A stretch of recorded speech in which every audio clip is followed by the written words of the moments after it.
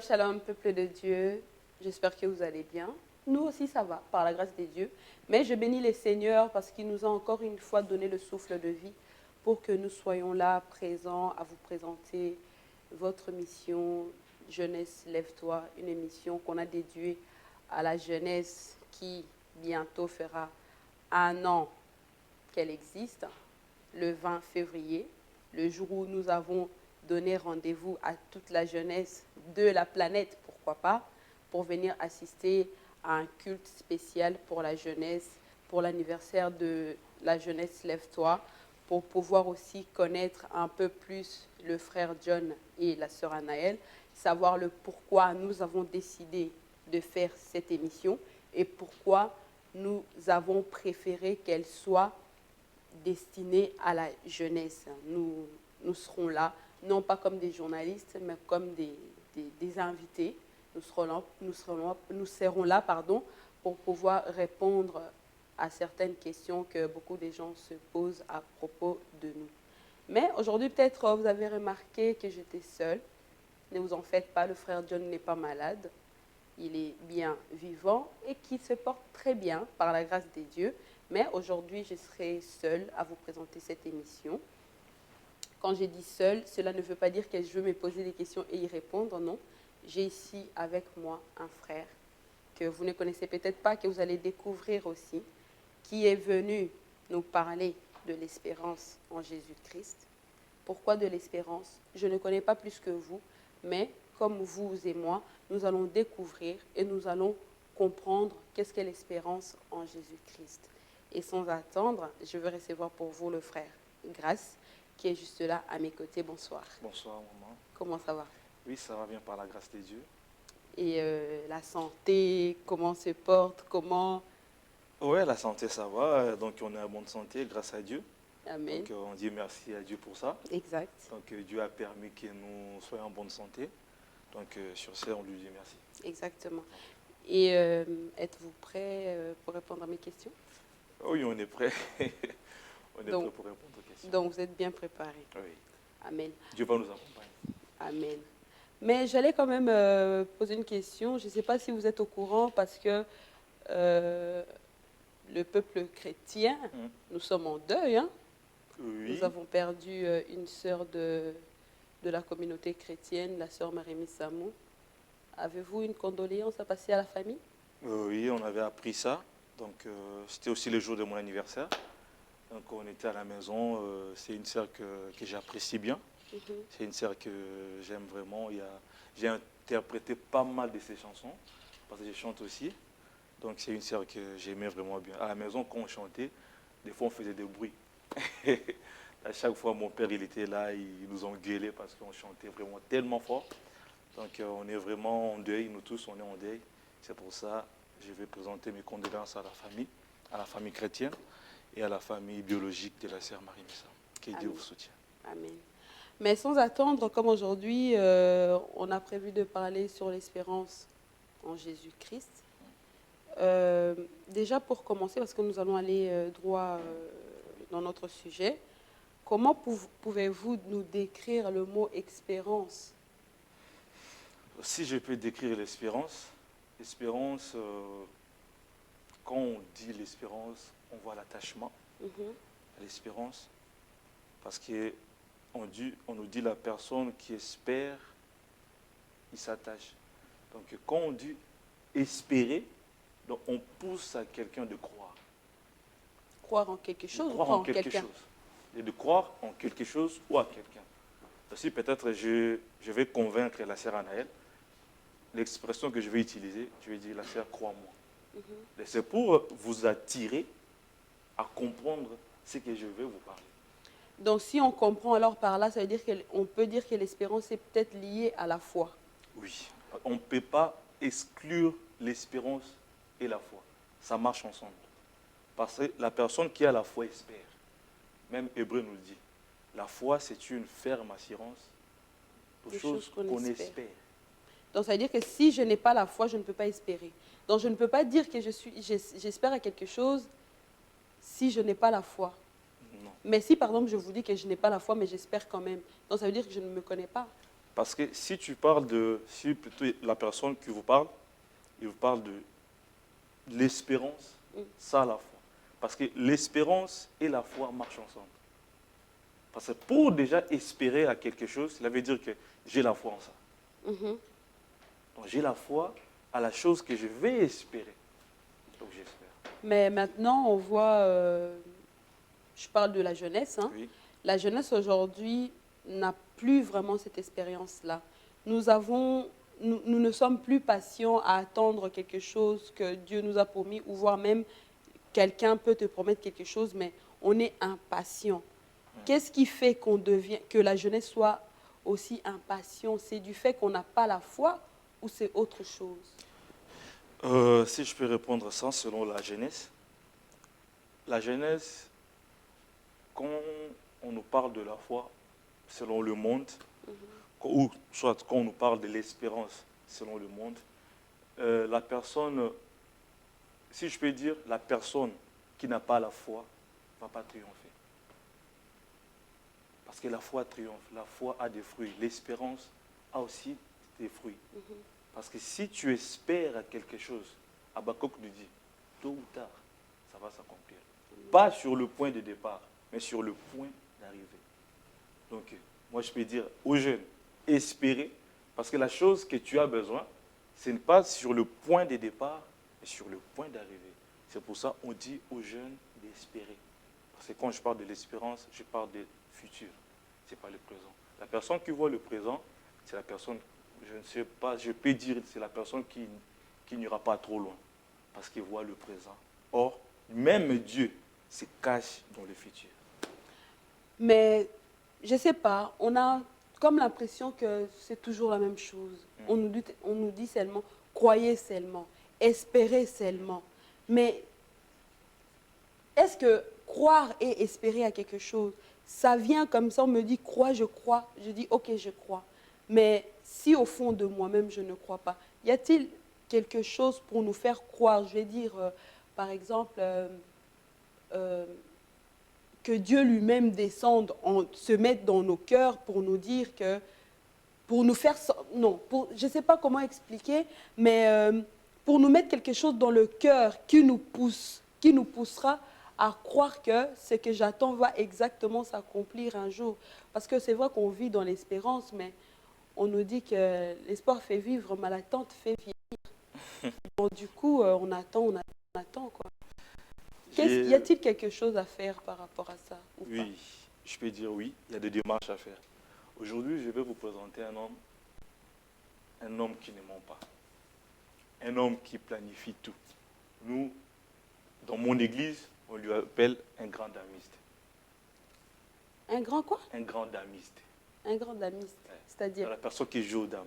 Ah, d'accord, ok. Donc le damiste, la personne qui joue aux dames. Vous savez, un grand damiste, c'est la personne qui ne se précipite pas. Il sait comment jouer, il sait comment gagner le match. Peut-être qu'il peut vous donner des pions. Vous croyez que non, quand je prends le pion, c'est comme si je gagne. Or, lui, il fait le chemin pour vous gagner. C'est comme Jésus, il est.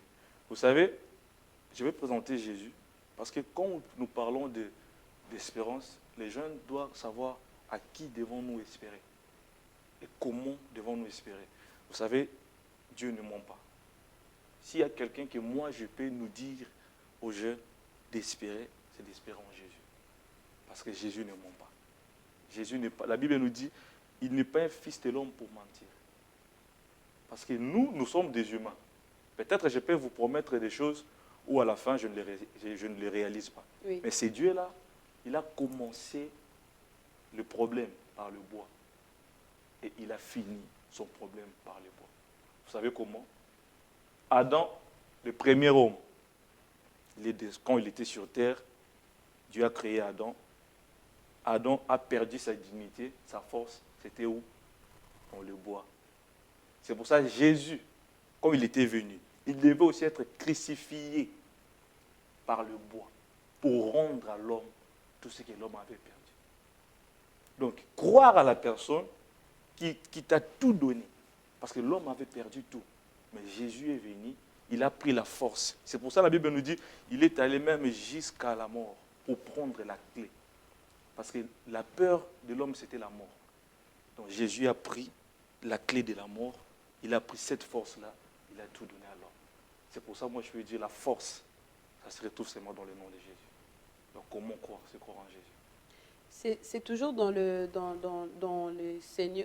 christianisme, quand on devient chrétien, qu'on nous demande de croire. Mais je donne un exemple. Par exemple, je suis là, je ne prie pas, je ne connais pas les choses de Dieu. Je sais que si je veux, là au coin, j'aurai peut-être ce que j'ai besoin. Mais je viens au Seigneur, on me dit de croire. Moi, je sais que si je veux là dehors, je peux avoir tout de suite ce que j'ai besoin maintenant. Mais dans les Seigneurs, je peux l'avoir dans 10 ans. Parce qu'on nous a tous fait croire que les choses de Dieu, ça tarde. Et nous devons l'attendre. Comme vous avez dit dans Habakkuk, attends-la. Attends-la. Jusque quand? Comment alors pouvez-vous me convaincre que ce que je vais chercher au coin est éphémère, donc ça passera, et que ce que je vais attendre du Seigneur qui viendra dans longtemps, ça restera éternellement? Quels sont les mots, les arguments que vous pouvez me dire pour que je puisse croire en disant que bon, je laisse ce qui passera demain et j'attends ce qui durera toujours. Là, si on peut parler de choses matérielles, physiques. Oui. Choses physiques. Oui. Dieu nous bénit. Il y a des hommes dans la Bible, si je parle de David, David c'était un roi. Mais David servait Dieu. Oui. Si je parle de Salomon, Salomon c'était un roi. Mais ce qu'il faut savoir, Dieu, il fait des choses comme il veut. Peut-être aujourd'hui, on voit aussi des chrétiens qui sont riches. Il y a aussi, parce que je peux donner un exemple. Il y a une sœur qui m'avait demandé pourquoi les choses de Dieu c'est difficile. Je dis comment ça difficile? Mais parce que je vois souvent c'est les païens qui réussissent à la vie facilement. Vous savez, quand vous venez à Dieu, Dieu a sa façon de faire des choses. Les enfants d'Israël, Dieu avait promis Canaan. Donc Canaan, c'était la bénédiction des enfants d'Israël. Mais les enfants d'Israël, Dieu les a fait passer dans le chemin où ils ont duré plus longtemps. Mais David, le combat de David devant Goliath, ça n'a pas duré beaucoup de longtemps. Vous voyez? Donc Dieu a sa capacité, plutôt a sa façon de faire des choses. Parce que chacun, il faut savoir que tu as un Goliath devant toi. Ou soit Dieu peut t'utiliser comme David pour que tu sois un témoignage pour les autres, pour réussir. Dieu peut t'utiliser aussi pour, comme les enfants d'Israël, ils ont marché pendant longtemps dans le désert. Mais tout ça, ça se réalise toujours, ils ont gagné à la fin. Donc si un jeune, il veut gagner la vie, en Dieu aussi tu peux gagner la vie. Bah alors on peut dire que tout ça est lié à l'obéissance. Parce que si on regarde les enfants d'Israël, ils sont restés dans le désert pendant longtemps. C'était par leur propre faute. Parce qu'ils avaient péché aussi. Ils se lamentaient souvent, ils murmuraient, ils ont fait des statues, ils ont adoré de faux dieux. C'était pas par rapport à tout ça? Non, ce n'était pas vraiment par rapport à l'obéissance, mais c'était par rapport à la formation que Dieu voulait donner aux enfants d'Israël, par rapport à la patience. Dieu voulait enseigner la patience aux enfants d'Israël. Parce que si on parle de l'obéissance c'est aussi, on peut dire aussi, mais Dieu voulait enseigner la patience aux enfants d'Israël. Parce que quand Dieu te promet quelque chose, ce n'est pas seulement pour toi-même, c'est pour que tu sois aussi un témoignage pour les autres. Donc, c'est comme on dit dans le monde, c'est qu'on prend facilement, ça se détruit aussi facilement. Mais si on prend l'exemple que vous avez dit tout à l'heure de la sœur qui vous a posé la question, on croirait alors que la jeunesse dans le Seigneur ou bien les chrétiens, on n'est pas vraiment heureux. Alors comment nous devons faire pour vivre une jeunesse d'une façon heureuse en Christ? Parce qu'on a l'impression que quand on devient chrétien, les choses deviennent difficiles. Vivre dans la sanctification, c'est difficile. Donc tout ce qu'on fait, c'est difficile. C'est comme si Jésus-Christ lui-même, il a dit, venez à moi, vous tous qui êtes fatigués, chargés, je vous donnerai du repos. Mais on a l'impression que quand on est dans les seigneurs, on porte plus de fardeau. Dieu, il est merveilleux. Je vais toujours redire ça, toujours à chaque fois. Dieu, il est merveilleux. Vous savez, les choses de Dieu, ce n'est pas difficile. Mais les choses de Dieu, c'est donner aux gens qui sont matures. C'est ce que je peux dire. C'est donner aux gens qui sont matures. Il faut avoir la maturité spirituelle pour comprendre les choses de Dieu. Parce que Dieu, il écrit des choses droites mais courbes. Ok. Décortiquer ça. Donc Dieu, il écrit des choses tout droit, Mhm. mais courbes. Donc lui, il voit qu'il écrit tout droit. Mais dans vos vies, On voit vous qu'il est voyez que courbé. c'est courbé. Donc ça veut dire, marcher, plutôt, pas marcher, je voulais dire autre chose. Donc la question c'était, C'était comment nous devons faire faut faire pour vivre vivre d'une façon heureuse heureuse en Christ. en Christ. Donc cela veut dire, nous devons marcher selon la pensée de Dieu. C'est Parce que quoi vous la savez, pensée de Dieu? ouais, marcher selon la pensée de Dieu, savoir ce que Dieu veut de nous. Vous savez, quand Jésus, il était avec ses disciples, il avait dit, voici comment vous allez prier. J'aime une partie, il a dit, que ta volonté soit faite sur la terre comme au ciel. Vous savez, souvent, on est chaud, pourquoi? Parce que tu ne sais pas dans la vie quelle est la volonté de Dieu. Parce que la volonté de Dieu sur la terre doit se faire comme au ciel. Il n'a pas dit que ta volonté soit faite sur les ciels comme sur la terre. Mais c'est sur la terre comme au ciel. Vous savez, il y a des choses, peut-être, on dit seulement c'est Dieu, mais il faut revoir ta vie. David, il avait tout pour construire le temple. Mais Dieu n'a pas permis à David, pourquoi? David avait le sang. Mais si on voit, Dieu nous dit, plutôt la Bible nous dit, David c'est l'homme selon le cœur de Dieu. Mais Dieu n'a pas permis parce qu'il manquait quelque chose. Il y a des choses peut-être dans la vie qu'on embrasse, ce n'est pas à toi. C'est comme Abimelech. Abimelech, il a vu Sarah. Sarah, c'était la femme d'Abraham. Abraham, il avait dit à Sarah, si on te présente ici, dis que tu es ma soeur. C'était aussi sa soeur.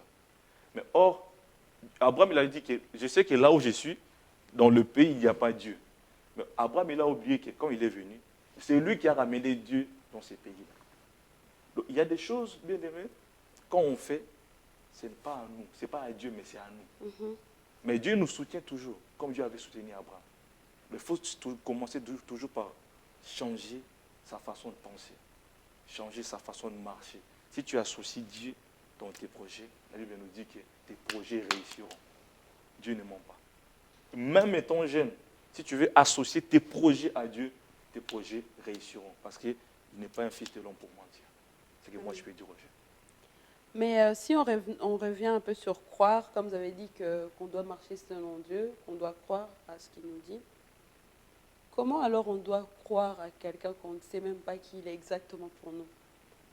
Comment croire en ces Jésus-là alors que je ne sais pas réellement qui il est pour moi? Je dis seulement Jésus, j'ai pris, mais la profondeur de savoir qui il est pour moi, je ne le sais pas.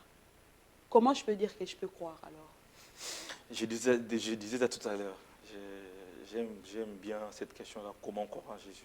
Vous savez, derrière le nom de la personne se cache l'identité. Si je parle d'un frère, peut-être je dis le frère Manix. Derrière le frère Manix se cache son identité. C'est peut-être comme on est là, on nous dit que le président François Hollande disait. Ou plutôt on nous dit seulement François Hollande. Il y a beaucoup de François, il y a aussi des Hollande. Mais nous, on connaît François Hollande. Qu'est-ce que nous allons dire?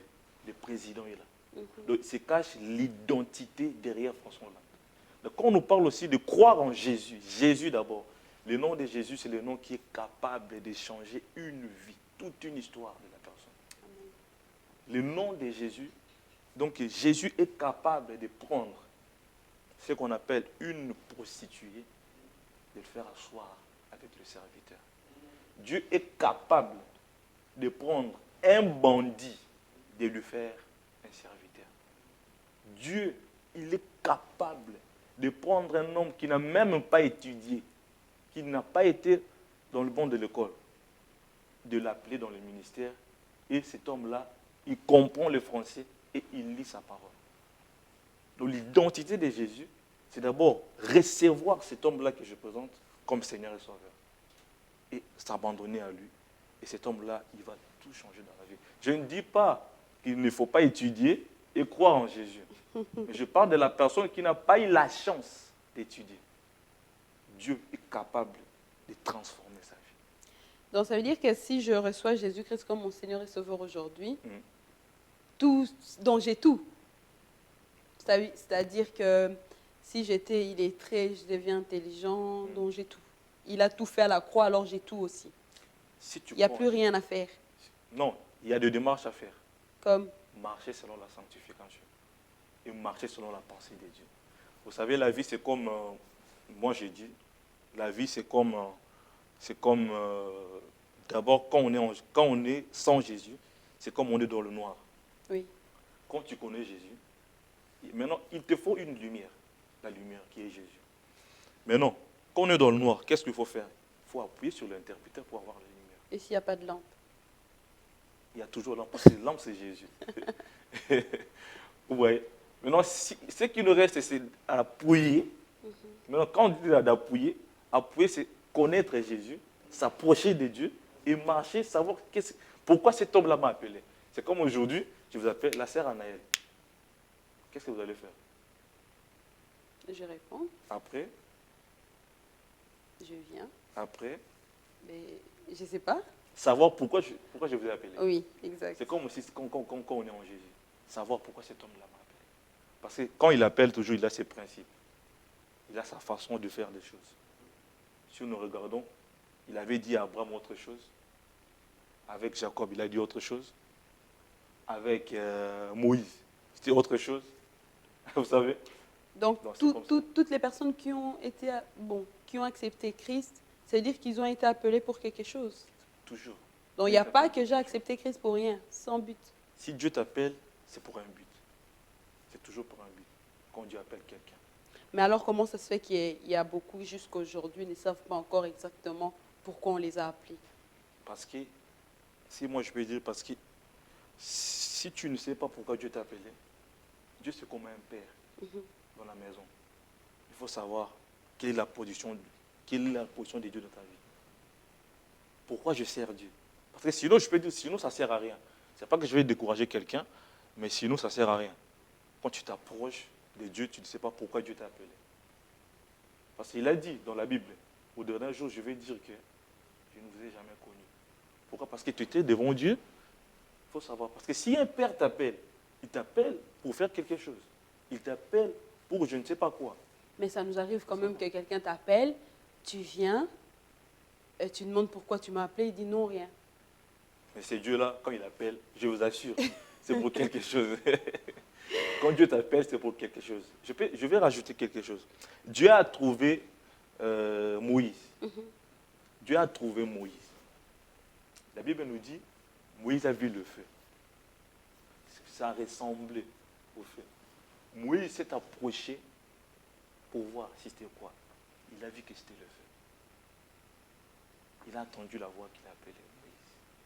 Qu'est-ce que Moïse a fait? Moïse s'est approché. Donc il voulait vraiment se rapprocher du feu. Vous voyez les démarches qu'il faut faire. Quand tu attends la voix de Dieu, qu'est-ce qu'il faut faire? Il faut se rapprocher de Dieu pour savoir pourquoi cet homme-là m'a appelé. Pourquoi la voix? Pourquoi la voix m'a attiré? C'est comme ça, c'est le démarche qu'il faut faire. Parce que sinon, peut-être aujourd'hui je viens à l'église, la sœur Anaël, vous m'avez invité dans votre église, je viens, parce que la sœur Anaël m'avait invité, je viens à l'église et dimanche je rentre. Ça commence, maintenant c'est une vie. Je viens, je rentre, je viens, je rentre. Je ne connais pas Dieu. Je connais le Dieu de la sœur Anaël. Oui, Parce que quand Dieu va te bénir, je verrai la bénédiction par la sœur Anaël. exact. Mais comme je n'ai pas encore connu ces dieux-là, je n'aurai pas l'expérience avec ces dieux. Ou peut-être qu'on a aussi un problème de comprendre la voix de Dieu, ou bien d'entendre. C'est parce que si on prend l'exemple de Samuel, lorsqu'il était petit, Dieu l'appelait à plusieurs reprises, mais il pensait que c'était Élie, parce qu'il ne comprenait pas, il ne connaissait pas encore la voix de Dieu. Donc peut-être que les gens aujourd'hui, quand Dieu les appelle, ils ne savent pas différencier la voix de Dieu et la voix des hommes. Donc du coup, ils ne savent pas quoi dire, quoi répondre. Sur ce, je veux dire, quand Dieu appelle quelqu'un, il appelle réellement. Maintenant, le problème, c'est savoir comment Dieu t'appelle. C'est ça.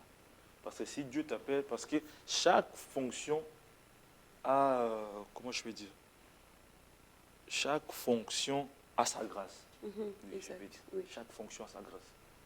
Si aujourd'hui, Dieu t'appelle pour enseigner, toi, tu pars pour peut-être faire le protocole dans l'église, tu n'as pas cette grâce-là du protocole.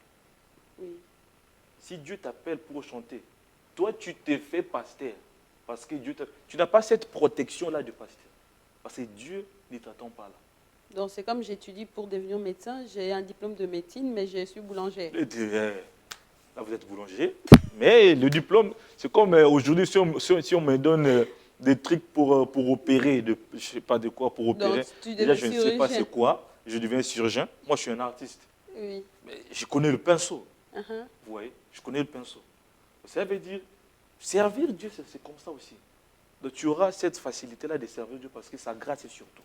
Amen. C'est comme ça. Donc, comme la Bible nous dit, la nature elle-même ne vous enseigne-t-elle pas? Ah oui. Donc, on peut prendre les choses de la nature. Donc, c'est un peu... C'est comme c'est la parole de Dieu expliquée. Expliquer, oui. C'est lui qui a créé la nature. Amen. Et comment maintenant un jeune peut aussi faire pour acquérir l'espérance en Christ? Comment un jeune peut faire pour Oui. acquérir l'espérance en Christ? C'est d'abord, pour espérer, il faut d'abord avoir la foi en Dieu. Je retourne. Mhm. Il faut d'abord avoir Avoir la foi. la foi. Parce que la personne qui a la foi espère. La personne qui a l'espérance persévère. La personne qui persévère triomphe. Amen. Donc, ce que les jeunes peuvent faire pour croire en Dieu, Mhm. pour Acquérir acquérir l'espérance. l'espérance, c'est d'abord avoir la foi. Donc la foi, c'est un peu la clé de toutes les portes. La clé. Parce que la foi, on ne voit pas la foi, mais on voit la personne qui a la foi. Amen. Parce que la personne qui a la foi, on verra des fruits. On verra des fruits à la personne qui a la foi. Donc, tout ce que les jeunes, moi je peux dire, il faut croire en Dieu. Mhm. Parce que si tu crois en Dieu, Dieu là, il va maintenant t'utiliser. Quand Dieu va t'utiliser, tu auras l'espérance et tu vas triompher après. Mais aujourd'hui, on revient encore à la jeunesse. Aujourd'hui, la jeunesse est devenue une occasion de chute pour beaucoup de gens. Pourquoi? Je m'explique. On ne sait pas vraiment différencier les jeunes qui disent être en Christ et ceux qui disent être encore dans le monde. Par leur accoutrement, par leur manière de parler, par leurs activités. Donc, on ne sait pas vraiment différencier.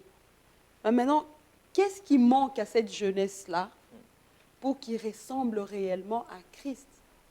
Parce que la Bible, c'est la même Bible qu'on a. Donc, en fait, les jeunes, ils vont à l'église, ils font la prière, qu'on répète tous, Seigneur Jésus, je t'accepte. Mais ça se limite là. On ne voit pas les fruits de Christ en eux. Qu'est-ce qui manque? Là, je parle de la jeunesse en général. En général. Oui. D'abord, je vais répondre à ça, mais j'aimerais lire un verset. D'accord. J'aimerais lire un verset pour bien répondre. Vous pouvez aussi prendre vos Bibles là où vous êtes à la maison. À la maison, vous pouvez prendre vos Pour Bibles. vérifier Je suis dans le livre des gens. Si ce que le frère nous dit est vrai. Est vrai. Dans le livre des gens, chapitre 4, verset 19. La Bible nous dit, Seigneur, lui dit la femme, je vois que tu es prophète. Nos pères ont adoré sur cette montagne et vous vous dites que les lieux où il faut adorer, c'est à Jérusalem. Femme, lui dit Jésus, crois-moi, l'heure vient où ce ne serait sur cette montagne, ni à Jérusalem, que vous adorez les pères. Vous adorez ce que vous ne connaissez pas. Nous adorons ce que nous connaissons, car le salut vient des Juifs.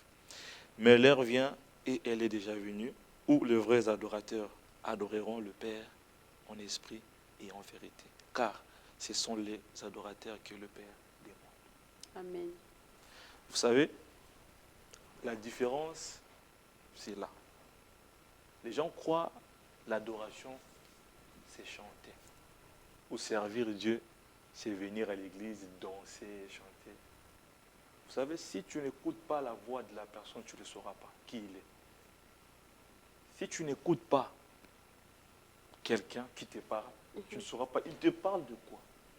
Maintenant, l'église, ça devient c'est comme un rassemblement des jeunes. C'est comme un rassemblement de tout le monde, même la personne qui ne prie pas. il vient, surtout l'habillement. Comme Moi, un casino. comme des casinos. Moi, je vous dis, à chaque fois, chaque dimanche, j'ai ma veste. Chaque dimanche.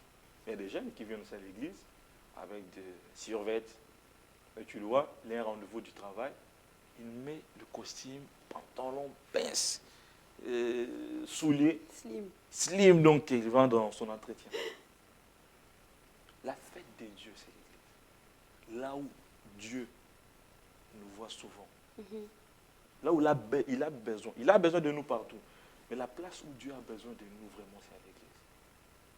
C'est là où se cache notre identité aussi.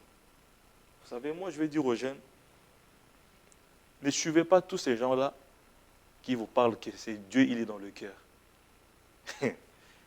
Parce que souvent on dit ça. Oui. Dieu, il est dans le cœur. Les habits, ça compte pas. Ça compte pas, ça compte. Vous savez, quand Paul il disait à l'église de Corinthe, soyez modèle. Nous devons être modèle. Pour que tu puisses affecter la personne, toi déjà tu dois être modèle. Pour te communiquer une vie, je dois être modèle pour toi. Nous tous, avant de servir Dieu, on était quelque part. Exact. Il y a des gens qui ont reçu grâce de servir Dieu depuis son enfance, ils servaient Dieu jusqu'à aujourd'hui. Il y a des gens qui ont reçu cette grâce. Mais la plupart des gens, qu'est-ce qu'il va te dire? Moi, je buvais. Oui. Moi, je prenais du sang. Mais Dieu m'a changé. Quand Dieu a changé cette personne-là, il a tout changé. La Bible dit, toutes les choses sont devenues nouvelles. Ça veut dire, la personne qui a changé, on doit tout voir. Si on regarde une chaîne, je ne sais pas ici c'est quoi comme vos chaînes, si je vais changer l'autre chaîne, est-ce que j'aurai l'image de la chaîne que j'avais changée? J'aurai plus cette image-là. Ça veut dire j'ai changé. Si tu viens à Dieu, tu dois tout changer. Exactement. Le comportement, ça doit changer. On doit voir. Vous savez, quand Jésus est parti, ses disciples, ils sont restés. C'est des gens qui ont dit que ce sont des chrétiens. Ce n'est pas eux-mêmes qui ont dit qu'on est des chrétiens. Parce qu'ils ont vu la marque du Christ en eux. On doit voir la marque du Christ en nous. Je parlais avec mon petit frère, avec ma petite sœur dernièrement. Elle m'a dit comment les pasteurs font d'avoir beaucoup de femmes. Ils disent que David avait combien de femmes? Abraham avait combien de femmes? C'est que moi je peux dire aux jeunes. Surtout leur référence, c'est ça. C'est Salomon. Salomon avait combien de femmes? David a tué même son soldat pour avoir seulement sa femme. Oui. Vous savez, le modèle, ce n'est pas David. David, c'est un serviteur. Le modèle, ce n'est pas Abraham. Abraham, c'est un serviteur. Mais le modèle, c'est le Christ. Amen. Nous devons avoir le modèle du Christ. Christ, comment il a marché? Comment il était, la Bible nous dit qu'il était 100% homme, 100% Dieu. Même pendant qu'il était un homme, il a tout vaincu. Tout. Ça veut dire, on était comme Christ. C'est pour ça que Christ, il est venu pas comme un deuxième Adam, comme un second. Parce que le premier Adam, il était jeune. Mais le second, il n'est pas venu, comme on dit, Mukolo Mbalamoro. Il était bébé. Il a grandi. Pour voir que c'est un homme. Donc il a tout vaincu. Même les sentiments. C'est Dieu a tout vaincu. Ça veut dire, nous aussi, si on croit à Dieu, tu crois à sa parole, tu es capable de tout vaincre et de changer ta vie correctement. Ben, nous avons notre verset qui nous pousse à faire encore des choses, à pécher encore plus quand les gens ils disent que la chair est faible. Hein? La chair est faible. Mais... Donc c'est l'esprit qui est fort, mais la chair est faible. La chair est Donc faible. si je tombe aujourd'hui, la chair est faible. Hein? Mais bon, que Dieu nous fasse grâce de vivre vraiment cette vie de sanctification comme lui-même il le voudrait. Mais là, j'ai une question et je voudrais quand même donner un exemple avec ça avant de continuer avec la question. Il y a eu une maman qui, lorsqu'elle était jeune, elle avait promis à Dieu qu'elle ne connaîtrait jamais d'homme avant le mariage. Donc, c'est-à-dire que quand elle a accepté Christ, elle avait 18 ans et elle a juré et elle a tenu sa parole. À 20 ans, elle n'était toujours pas mariée, à 25 ans non plus, à 30 ans non plus, à 40 ans non plus, à 45 non plus, et maintenant, elle a 55 ans, elle est vierge. Elle n'a pas de mari, pas mariée, pas fiancée, pas d'ex. Maintenant, comment vous pouvez m'expliquer alors une personne qui a fait cette prière, ces genres de prières-là, en promettant à Dieu que je veux ça, et pour ça, je te donne mon corps, je ne veux pas détruire ton temple pour coucher avec un homme avant le mariage. Maintenant, elle est ménopausée. Comment une personne peut continuer à avoir de l'espérance à ces dieux-là à partir du moment qu'elle est en train de vivre ces genres de situations? Comment vous pouvez parler à cette personne-là pour qu'elle puisse continuer à avoir de l'expérience après tout ce qu'elle est en train de vivre? La Bible nous dit la personne qui a fait promesse, il est juste. Amen. Dieu, il est juste. La maman, elle a 50 ans. Elle cherche. Elle avait promis à Dieu qu'elle va donner son corps à l'homme qui va l'épouser. Et là, il n'y a pas un homme. Mais non, est-ce que, je vais savoir, est-ce qu'elle a donné son corps à Dieu ou sa vie? Vous savez, il y a aussi des questions qu'on doit se poser. Vous savez, Dieu, il a sa façon de faire des choses. Dieu, il a sa façon de voir des choses. Maintenant, c'est ce que moi j'avais dit. Parce que la personne, elle est restée fidèle à la promesse qu'elle avait faite à Dieu, Oui. que je vais garder mon corps jusqu'à ce que l'homme qui va m'épouser. Oui. Est-ce que, je me demande, est-ce que la fidélité, c'est par rapport seulement au corps que lui, il avait promis à Dieu, ou par rapport à sa vie? Oui, mais quand elle promet, ça veut dire qu'elle est déjà chrétienne et qu'elle marche dans la sanctification. Sanctification. Prenons dans ce cas-là, par exemple, qu'elle vit quand même dans la sanctification et elle n'a pas voulu être un pied dedans, un pied dehors. Parce que quand tu fais la fornication ou l'impudicité, tu pêches contre ton propre corps. Ton propre corps. Donc elle n'a pas voulu pécher aussi contre son propre corps. C'est pour ça qu'elle s'est maintenue. Je sais, il y a une maman. Je peux donner l'exemple à la maman pour fortifier. Il y avait une maman, elle n'avait pas de mari. Elle n'avait pas de mari. Elle est restée toute sa vie. Non, elle était. Ouais, parce que c'est passé. Elle a passé toute sa jeunesse toute seule. Elle était à l'église. Il y avait des jeunes qui s'est mariés. Il y avait des jeunes qui s'est mariés, des frères et des sœurs qui s'est mariés. La maman, elle avait dans les cinquantaines. Mais le jour où la maman elle s'est mariée, elle avait reçu des cadeaux plus que toutes les jeunes de l'église. Donc on va attendre de vieillir pour attendre beaucoup de cadeaux. Non, moi je vais dire, pourquoi? Je vais expliquer. Elle avait reçu un cadeau où c'était écrit, voici les fruits de votre persévérance. La maman, elle persévérait toujours. Moi je vais dire à la maman, si elle avait donné cette promesse à Dieu, elle doit persévérer.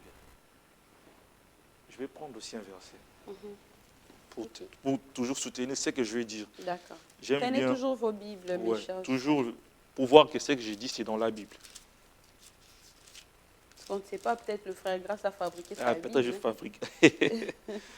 C'est dans Jean chapitre 5. Je vais commencer au verset 5. Amen. Là où se trouvait un homme malade de 38 ans. Jésus